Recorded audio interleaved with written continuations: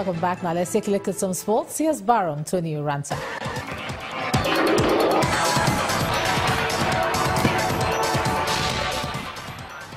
Thank you, Ijoma, and welcome to Sports News.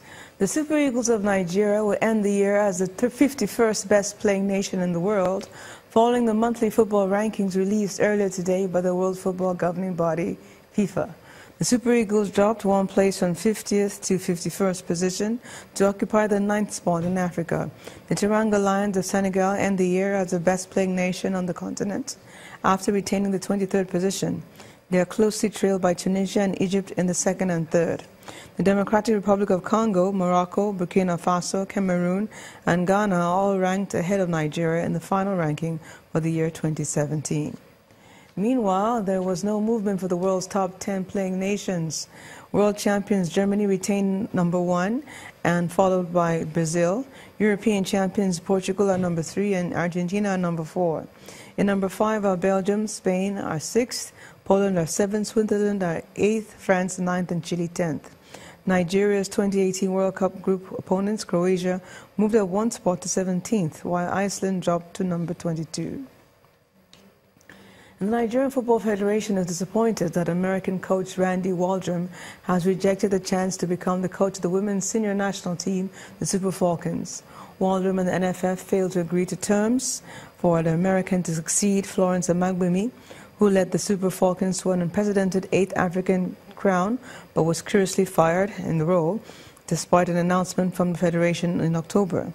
Earlier this week, the 61-year-old opted to accept a new role as a head coach of the University of Pittsburgh women's team instead of coaching the 8-time African champions. It is the second time in 18 months that a foreign manager has rejected a coaching offer from the NFF after the Frenchman, Paul Le Guen, rebuffed the chance to handle the Super Eagles in July 2016. With the Waffle Cup-bound Super Falcons have been without a coach since the controversial sacking of Amagbemi. Tennis and British number 1 Andy Murray could miss the tournament in Brisbane he had been targeting for a comeback owing to a hip problem. The 3-time Grand Slam winner has not played competitively since making a quarter-final exit at this year's Wimbledon.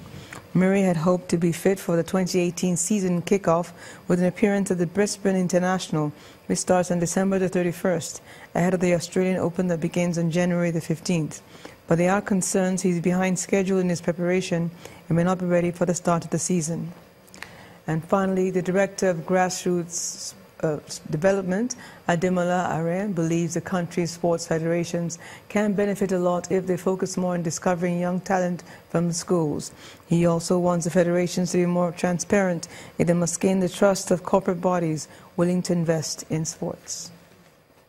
We'll try at this level to encourage the development of these children when they are young, not when we win, these flashes here and there, when we win a medal or a trophy somewhere and people start donating millions to these guys. No, that's not what we should be doing. What we should be doing at this moment is developing these children from primary, secondary schools, and then the federations can now pick on them and nurture them to stardom, where they can now win medals for the country. When you talk about funding, government is still the major financier of sports in the country. We need to show more transparency. There is need for trust between the stakeholders and when I say stakeholders, within the ministry officials, the NOC, and the corporate world, because nobody wants to give you his or her money and they don't have a say in how you manage such money. So I know the times are hard, but we can still do it if we are consistent enough on a continuous basis. Little drops of water will definitely get to where we need to get to. And with that, we end on World Sports News for tonight. I'm Barong Tony Uranta, and Ijoma will be back with the wrap. Thanks a lot, Barong. The UN General Assembly has decisively backed a resolution calling on the US to withdraw its recognition of Jerusalem as the capital of Israel. More than 100 countries today defined President Donald Trump's stance and voted in favor of a United Nations General Assembly resolve. Trump had threatened to cut off financial aid to countries that voted in favor. His warning did appear to have some impact, with 9 countries voting against the resolution and 35 abstaining. A total of 128 countries took part in the exercise. Before the vote, the Palestinian foreign minister had urged member states to reject blackmail and intimidation. Israel's Prime Minister Benjamin Netanyahu says his country would reject the result outright, while he dismissed the UN as a house of lies.